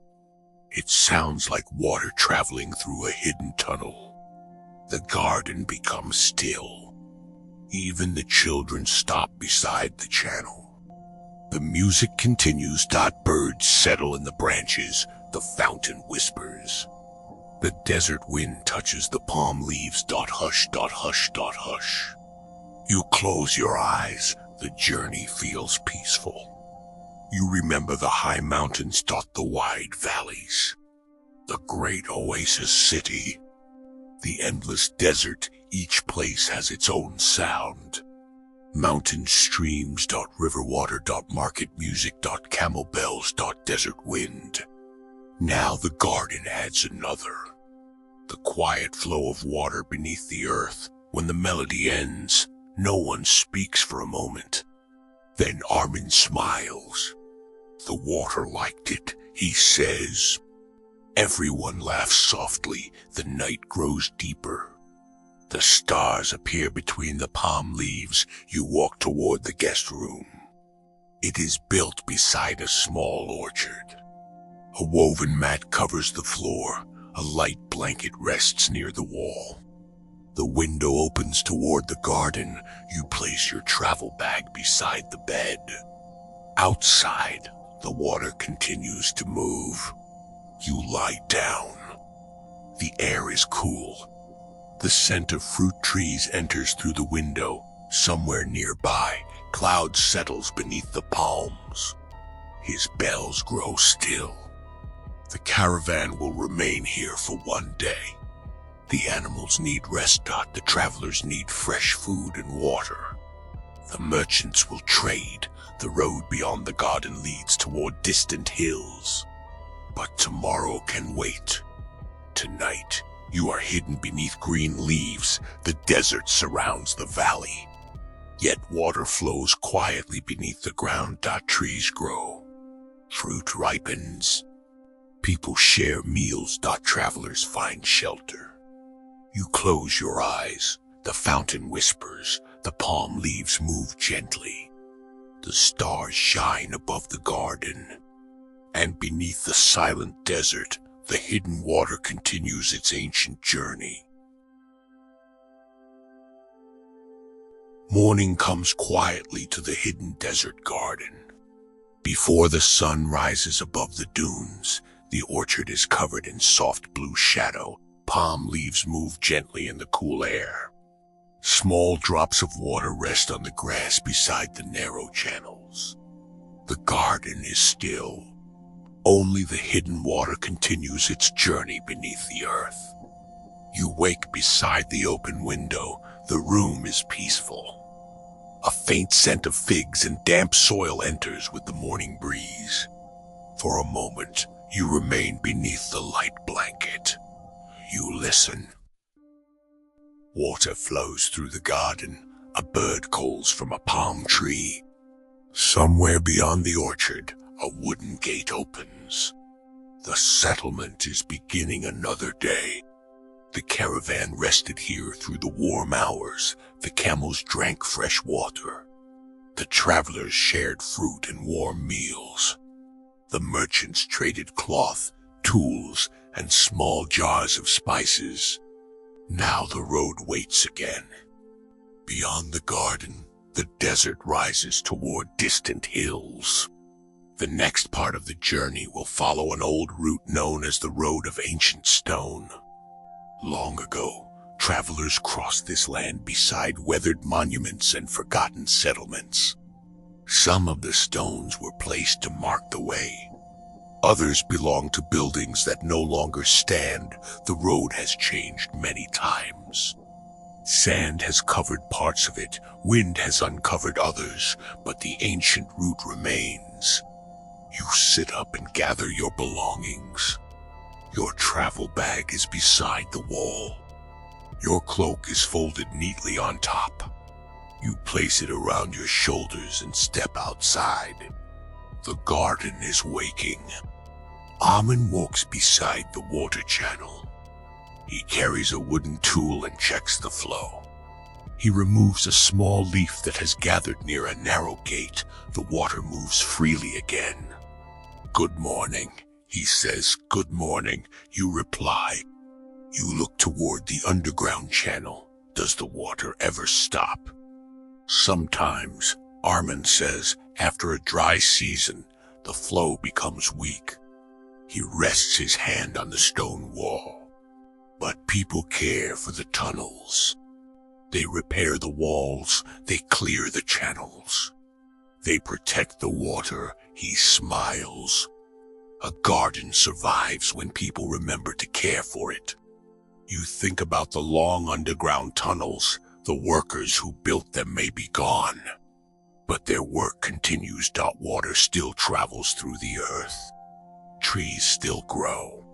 Travelers still rest beneath the shade. Some things remain because many generations choose to protect them. You thank Armin. Then you walk toward the caravan courtyard. Cloud is awake. He stands beneath a palm shelter. A worker places fresh bundles across his back. The blue cloth beside his harness is clean. Someone washed it in the garden water. It shines brightly in the morning light. Cloud looks comfortable. He has eaten. He has rested. He is ready for the road.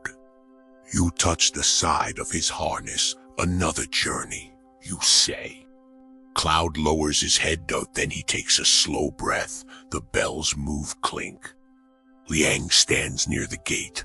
A small map rests in his hands. The road ahead is drawn with a dark line. It passes beyond the garden, across a dry plain. Then toward low hills. Near the hills are the remains of an old city. The city was once an important stopping place. Caravans gathered there. Merchants traded. Travelers found water. But the road changed. New routes became more useful. The old city grew quiet. Its buildings slowly fell. Today, only stone walls and broken towers remain. We will rest there before sunset, Liang says. Is the city empty? You ask. Mostly, he replies. Some families live nearby. They care for the old wells, and they guide travelers through the ruins. You look toward the western horizon. The ancient city is still hidden, but the road leads there. The caravan gathers. Armin and several villagers come to the gate. They offer fresh fruit for the journey. Figs, dates, small round apricots. Liang thanks them. The travelers bow their heads. Then the wooden gate opens. The caravan leaves the hidden desert garden. Behind you, the palms rise above the low walls. The green trees become smaller. The sound of water fades. Soon, the garden disappears between the dunes. The desert returns, but it feels different now. You know that hidden water moves beneath the land. You know that green places can exist where they are not expected. The road continues west. Cloud walks ahead. Clink, clink, clink.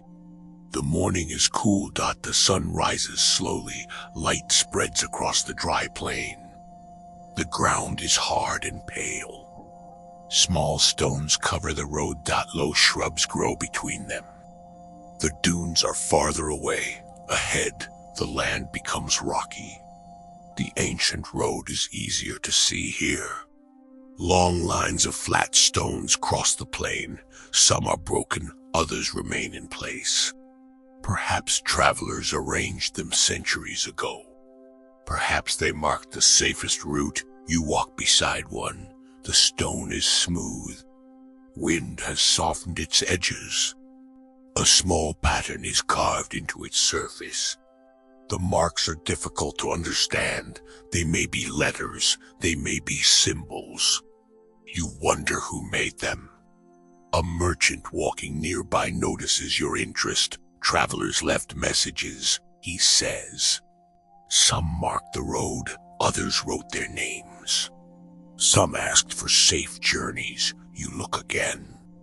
The marks remain. The person who carved them is gone. Yet their hand touched this stone. Their journey left a small sign. The caravan moves onward. The road rises gently. Low hills appear. Their slopes are covered with dark rocks. The wind becomes stronger. It moves through the open land. Hush. Hush. You pull your cloak closer. Cloud continues without concern. His bells keep the rhythm. Clink. At midday, the caravan reaches a group of tall stone pillars. They stand beside the road. Some are broken. Others lean slightly.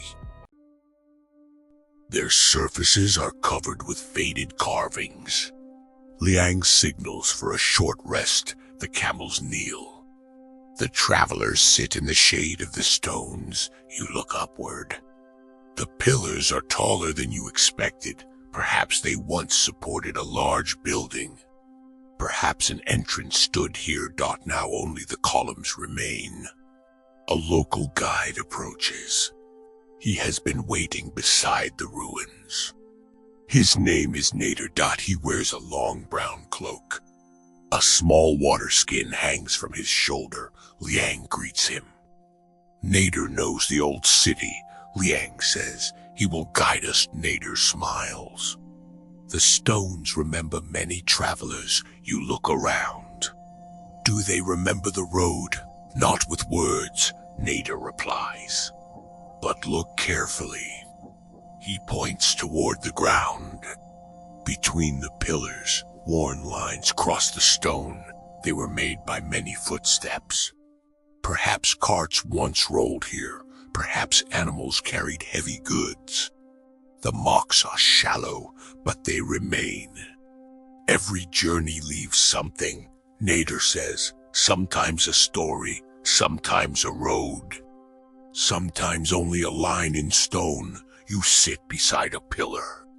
The shade is cool. The travelers eat bread and dried fruit.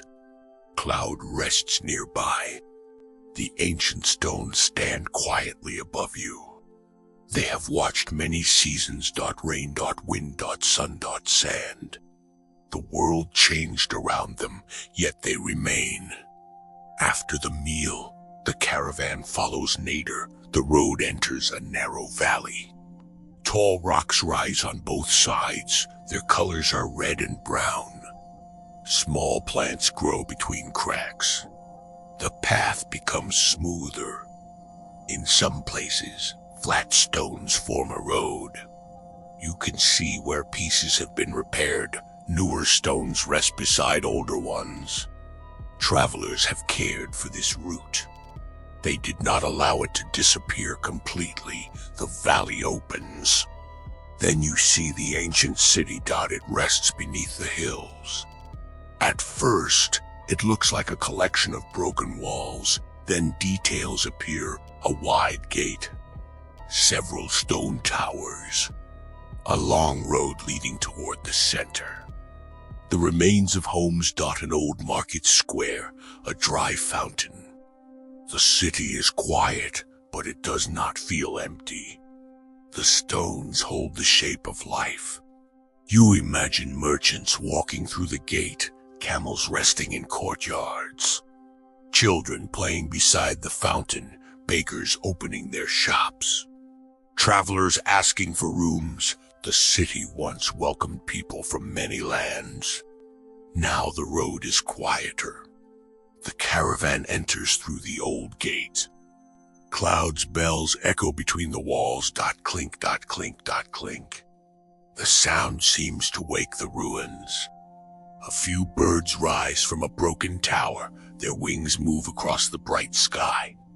Nader leads the caravan toward a sheltered courtyard. Some parts of the roof remain.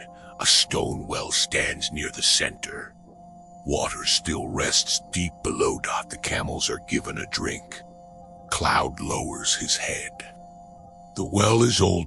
Yet it continues to serve travelers. You walk through the city with Nader. The streets are narrow.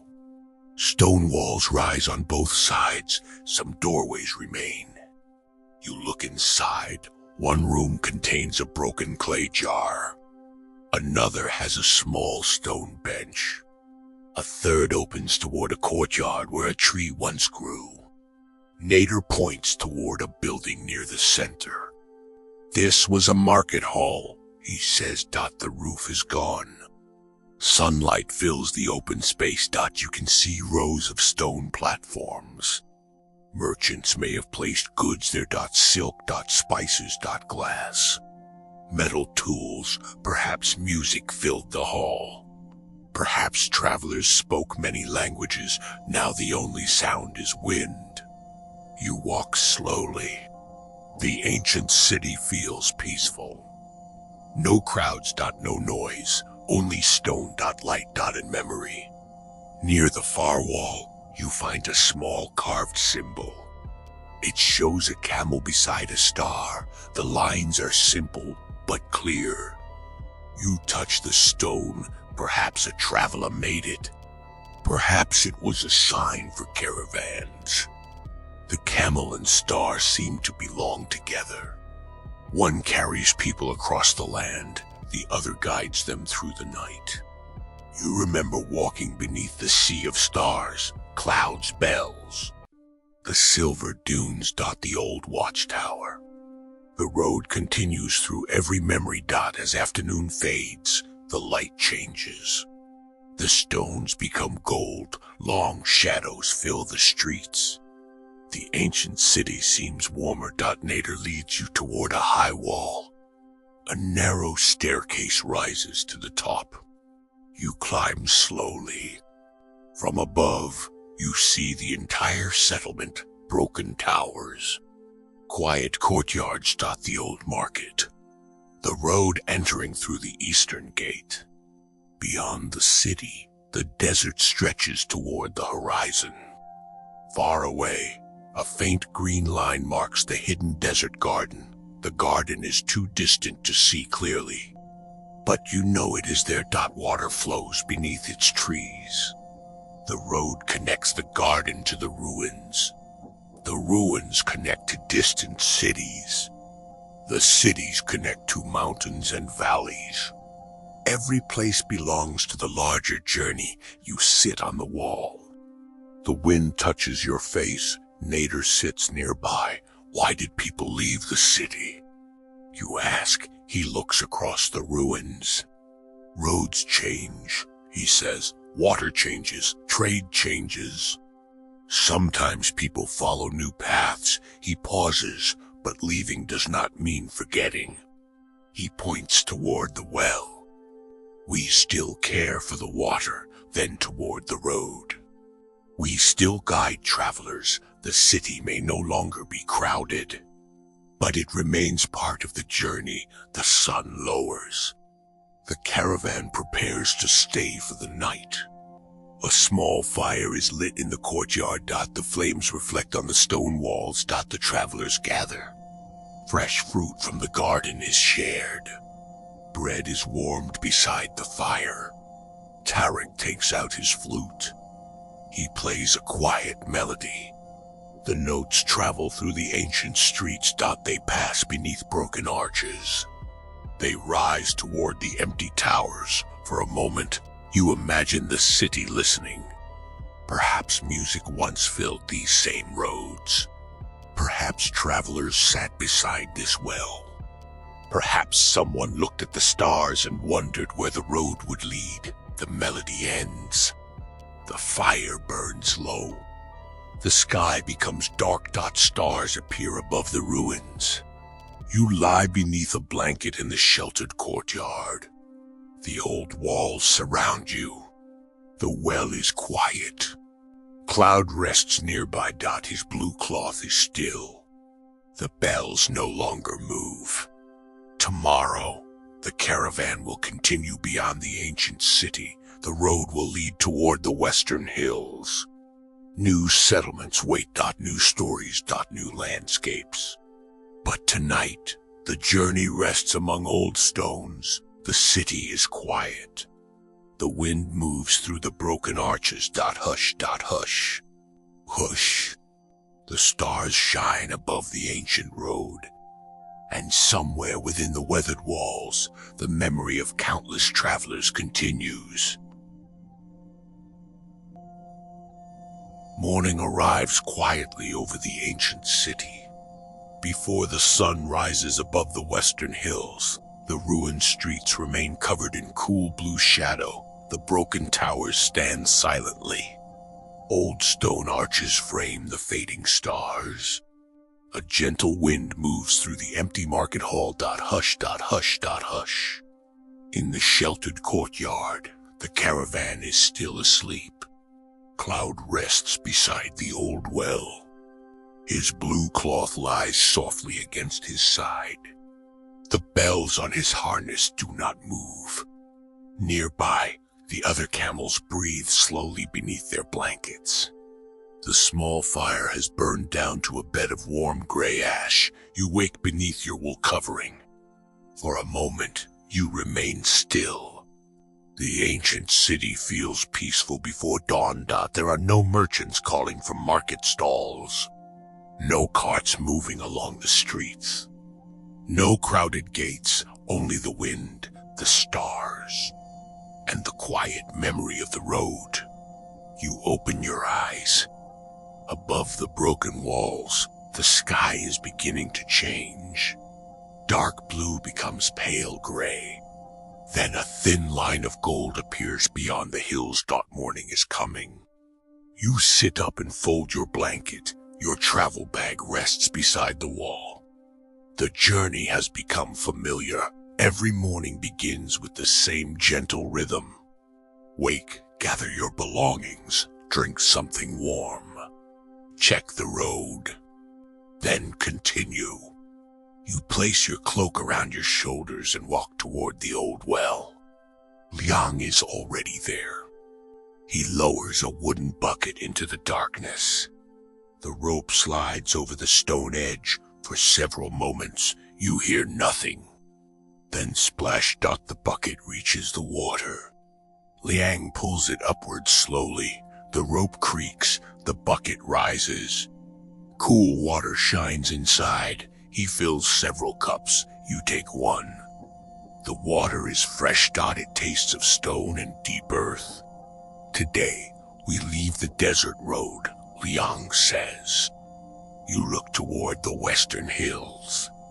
Their dark shapes rise beyond the city walls. Where will we go? Into the valleys, he replies. The land becomes cooler there. He points toward a narrow pass between the hills. An old road follows the river. And along that road, merchants once carried blue stone. You remember the carved symbol of a camel and a star. Now another color joins the journey, blue. What kind of stone? You ask. Liang smiles. A stone as blue as the evening sky. He explains that for many generations, rare blue minerals were carried across long trade routes. Artists ground some into fine powder. The powder became bright blue paint. Craftspeople used it to decorate objects. Merchants carried the stone to distant cities. The color traveled far from the mountains where it was found. You imagine a small piece of blue stone moving across deserts, carried by camels, resting in caravanserais, passing through markets, then becoming part of a painting or a beautiful ornament. A color can travel like a story. The caravan begins to wake. Cloud rises. His long legs unfold slowly. A worker places the blue cloth beside his harness. The bells are checked. The water skins are filled. The packs are secured. The ancient city prepares to say goodbye. Nader, the local guide, arrives at the courtyard. He carries a small lantern. Though the sun is rising, the narrow road through the hills will remain shaded. I will guide you to the western pass, he says. Liang thanks him. The caravan gathers near the old gate. Before leaving, you look back. The ancient city rests beneath the morning light. Its broken walls are golden. The old market hall is empty. The towers stand quietly. The city no longer welcomes large caravans, but it still protects the well. It still marks the road. It still holds the memory of travelers. Cloud walks through the gate. Clink, clink, clink. You follow. The ancient city remains behind. The road turns toward the hills. At first, the land is dry. Small stones cover the ground. The wind carries dust across the path. But as the caravan approaches the hills, the air changes. It becomes cooler. The ground rises. Low grasses appear. Small trees grow beside the road. A narrow stream flows between the rocks. You hear water. After many days in the desert, the sound feels familiar and welcome. The caravan follows the stream. The road enters a valley. Tall hills rise on both sides. Their slopes are covered with dark green shrubs. Birds fly between the rocks. The sky appears smaller here. The mountains frame it. Cloud walks steadily. His bells echo against the hills. Clink, clink, clink. The sound returns softly. Clink, clink. Clink. You smile. The valley seems to answer. Nader walks beside you. He points toward the rocks. Look closely. He says, you stop. A line of pale blue appears inside a dark stone. It is small, almost hidden. You bend down. The color is beautiful. Blue like a clear morning sky. Is that the blue stone? You ask. Part of it, Nader says. The mountains keep many colors.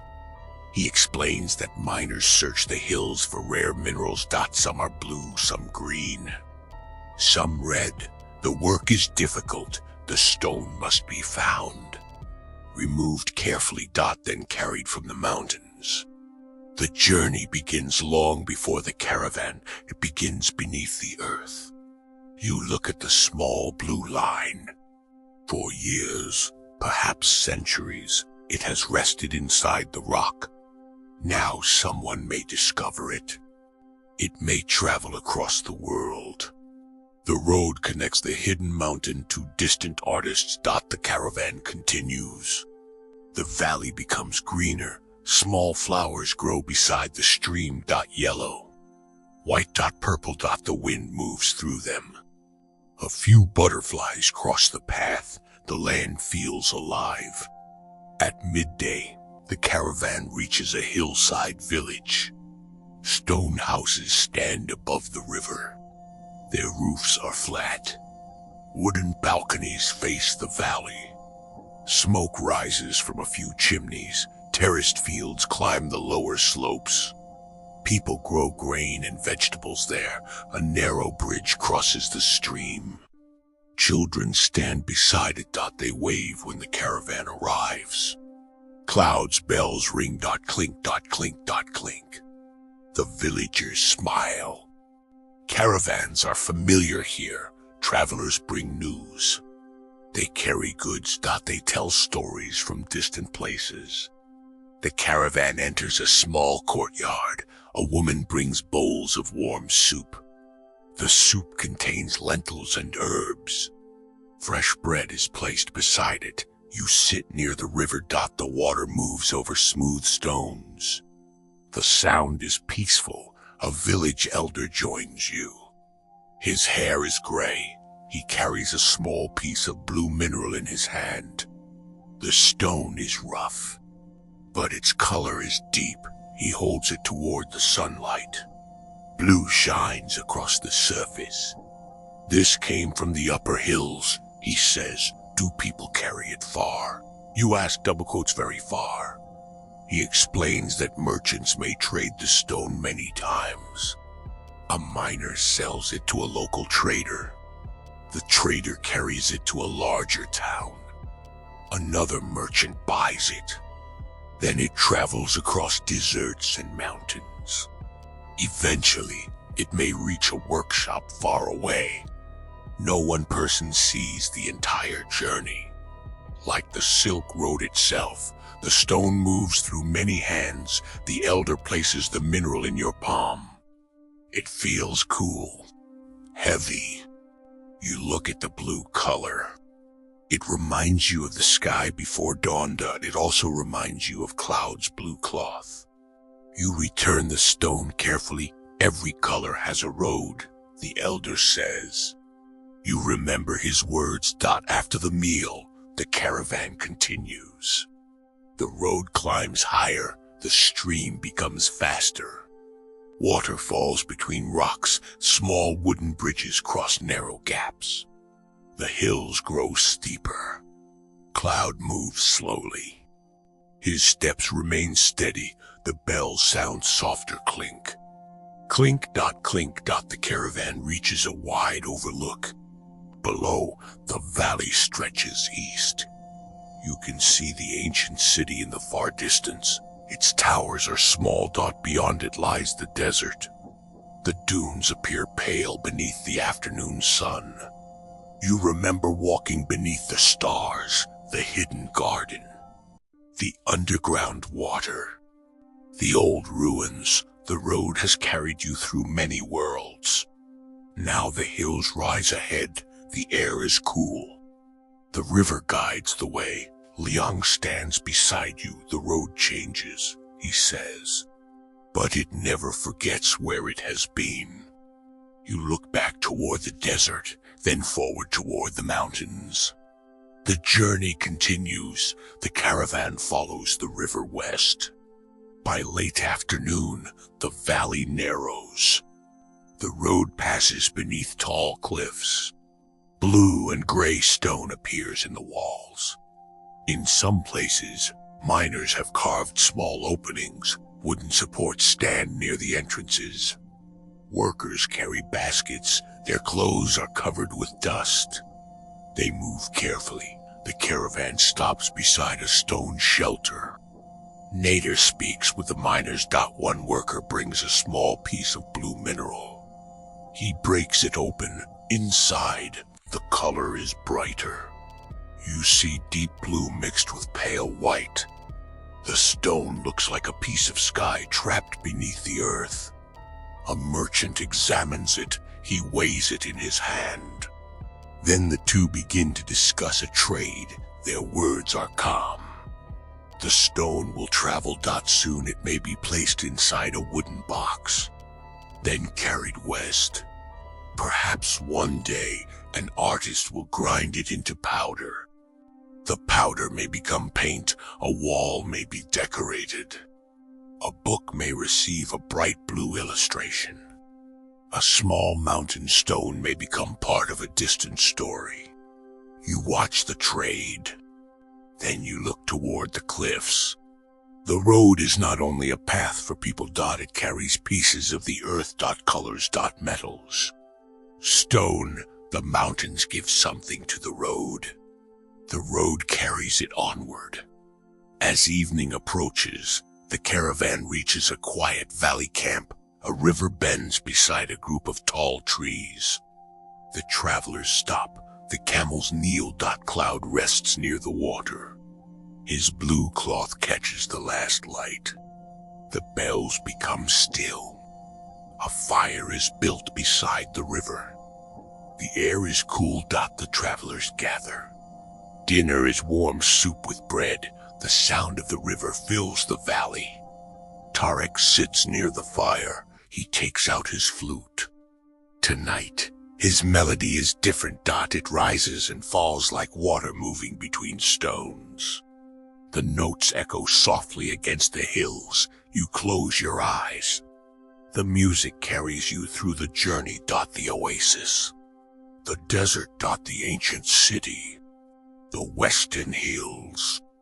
Each place becomes part of the melody. When the music ends, the sky is dark. Stars appear above the valley. They are fewer than in the open desert. The hills hide part of the horizon. But the stars that remain are bright. You walk beside the river. Moonlight shines on the water. Small waves move around the stones. The road will continue tomorrow. The caravan will follow the valley toward a larger mountain town. There, merchants will gather blue minerals. New goods will join the caravan. The journey will move deeper into the western lands. But tonight, you rest beside the river. The mountains stand quietly around you. The blue stone remains hidden inside the cliffs. The ancient road follows the water. You return to your blanket. Cloud sleeps nearby. His blue cloth is still. The bells do not move. The river continues. Softly, steadily. The wind passes through the trees. Hush, hush, hush. You close your eyes. And somewhere beneath the western hills, the earth keeps its ancient colors. Morning arrives slowly in the western valley. Before the sun reaches the highest mountain peaks, a soft mist rests above the river. The tall trees beside the caravan camp are quiet. Their branches hold small drops of water. The grass is cool beneath the fading stars. Only the river is awake. It moves around smooth stones, softly, steadily. You lie beneath your wool blanket beside the campfire. The fire has become a circle of warm ash. A faint orange glow remains beneath the gray surface. Nearby, Cloud rests beside the riverbank. His blue cloth lies against his side. The bells on his harness are silent. For a few peaceful moments, the valley seems to be sleeping. Then a bird calls from a tree. Another answers from higher up the hillside. The morning begins. You open your eyes. The sky above the mountains is pale blue. A thin line of gold appears behind the eastern ridge. Soon, sunlight will reach the river. You sit up and fold your blanket. The journey has become familiar. Each morning brings a new road. Each road leads toward another place, yet the rhythm remains the same. Wake. Gather your belongings, share something warm. Then continue. You place your cloak around your shoulders and walk toward the river. The water is cold. You wash your hands. Small ripples move across the surface. The river carries reflections of the mountains. For a moment, the peaks appear upside down. Then the water moves. The picture disappears. Liang stands nearby. He holds a small map. Today, the caravan will reach a mountain town.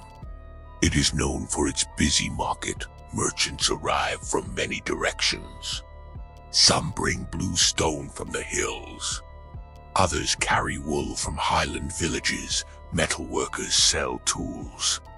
Farmers bring grain and fruit. Travelers offer spices, silk, paper, and glass. The market is called the Market of Many Voices. Why, you ask? Liang smiles. You will hear Cloud rises slowly. His long legs unfold. A caravan worker checks the straps across his back. New bundles have been added. Several small wooden boxes contain blue mineral from the western hills. The boxes are wrapped in thick cloth. The stone must be protected during the journey.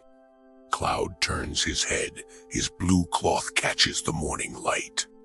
The color matches the clear sky above the valley. You touch the side of his harness, ready for the market. Cloud takes a slow breath. Then one bell moves, clink. Perhaps he is ready. The caravan gathers. The fire is covered. The supplies are packed. The travelers begin to walk. Cloud leads the way. Clink. Clink. Clink. The road follows the river. Morning sunlight reaches the valley. The mist begins to disappear. Small farms appear beside the water. Stone walls divide fields. Goats move across the hills. A shepherd walks behind them. He raises his hand as the caravan passes. The road becomes wider. More travelers appear. A family rides in a wooden cart. Two merchants lead donkeys carrying sacks of grain. A group of mountain workers walks toward the town. Everyone follows the same road. The market is near. After several hours, you hear something in the distance. At first, it sounds like wind. Then the sound becomes clearer. Voices. Many voices. People calling. Animals moving. Wooden wheels turning. Metal tools striking stone. The valley carries the noise. Liang looks toward you. Now you understand the name. The road turns around a hill. The mountain town appears. Stone houses climb the slopes. Their roofs are covered with wooden tiles. Narrow streets rise between the buildings. A small watchtower stands above the town. Colorful cloth hangs from balconies. Smoke rises from ovens. At the center, a large market spreads across several open squares. The town is alive. Caravans wait outside the gate. Camels. Horses. Donkeys. Carts. Travelers enter and leave. The caravan approaches. Clouds, bells join the sounds. Clink. Clink. Clink. A guard stands beside the gate. He speaks with Liang. The caravan's goods are recorded. The blue stone is listed. The merchants are welcomed inside. Then the gate opens. You enter the mountain market of many voices. The sound surrounds you. Farm soup, fine wool. Tools from the northern hills. Blue stone from the western mines. Every voice carries a different accent. Some words are familiar. Others are new. You hear languages from places you have never seen. The market is not one single road. It is many roads meeting together. You walk beside Liang. Color fills the streets. Bright cloth hangs above the stalls. Red. Gold. Green. Blue.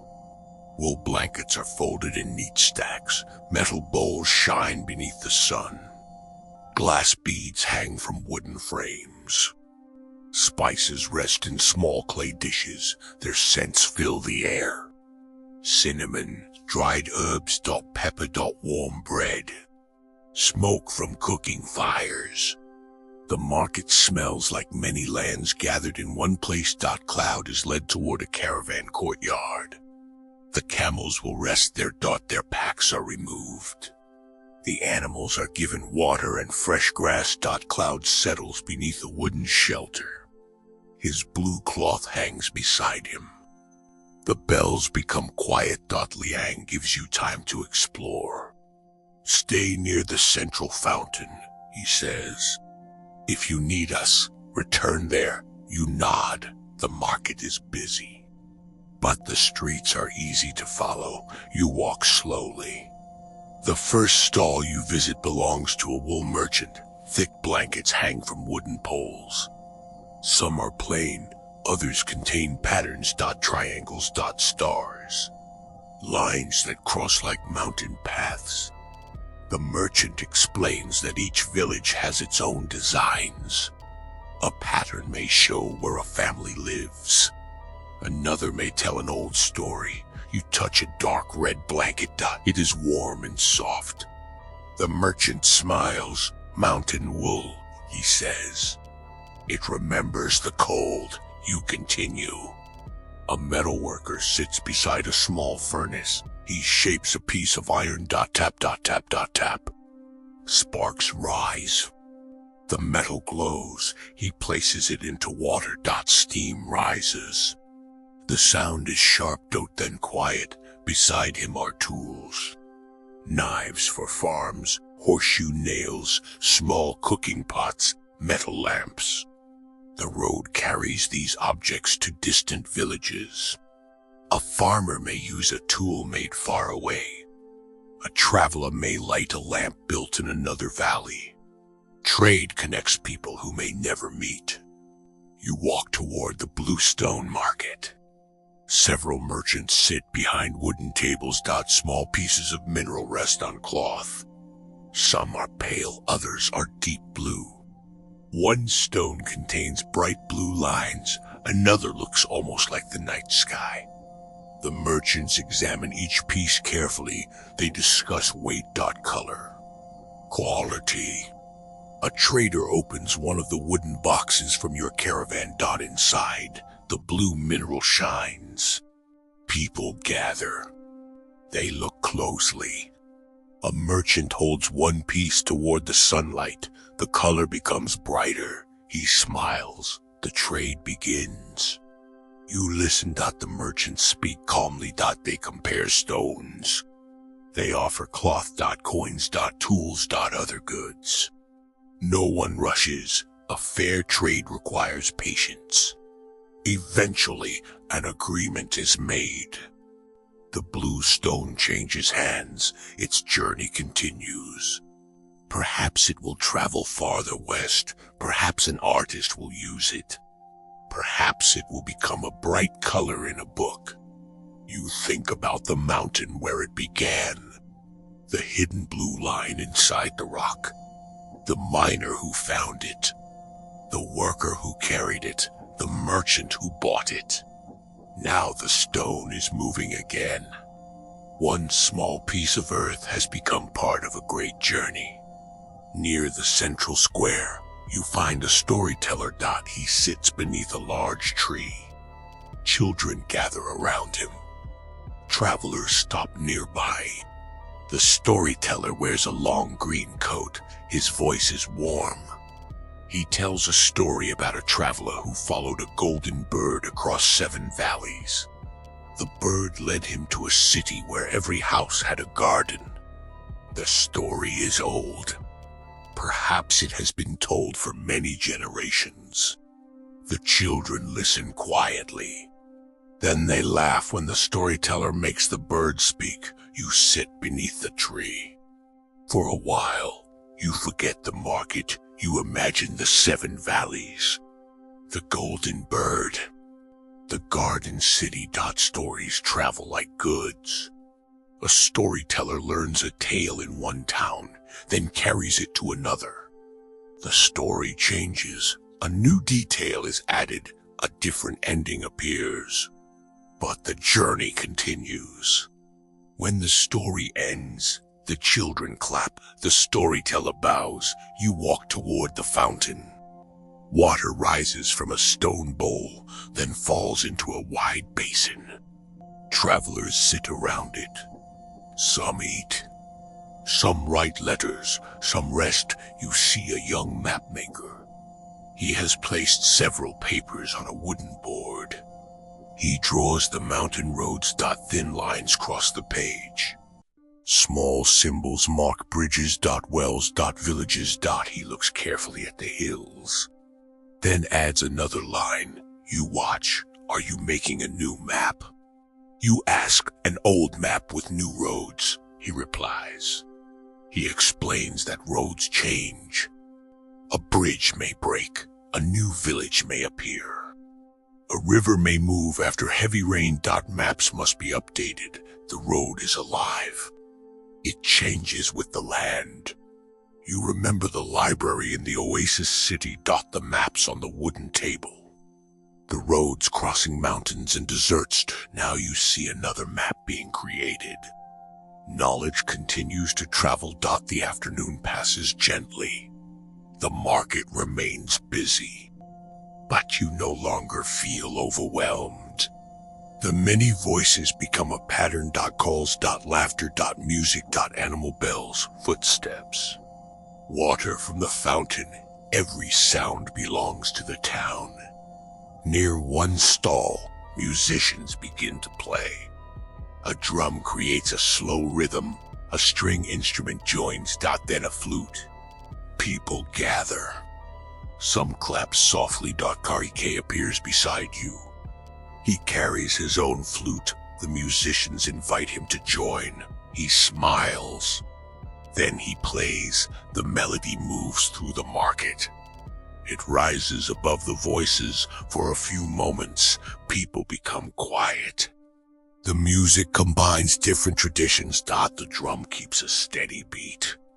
The strings create warm sounds. The flutes move like birds above the hills. The market listens. Then the music ends. The voices return, but something feels different. The travelers smile at one another. Music does not need one language. As evening approaches, the market begins to close. Merchants cover their goods.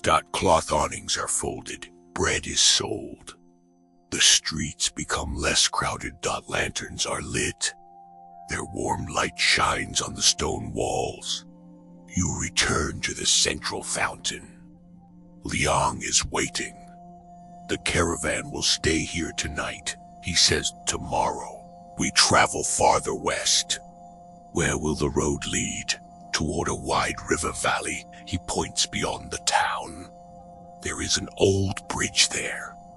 Many caravans have crossed it. You follow Liang back to the caravan courtyard. Cloud rests beneath the shelter. He has eaten well.